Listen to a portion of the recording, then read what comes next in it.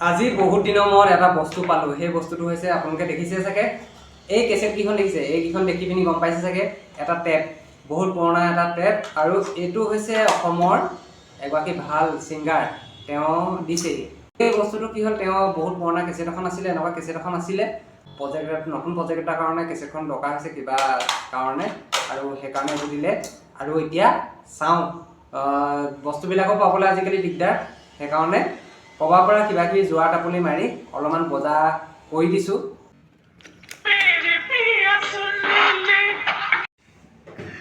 এইটো আগতে এনেকৈ এইবিলাক ৰিলবিলাক ফচি যায়, আকৌ লাহেকৈ উলিয়াই এটা কলমে পকাই আকৌ ৰিলটো ভৰাই দিয়া হয় কেছেটৰ ভিতৰত।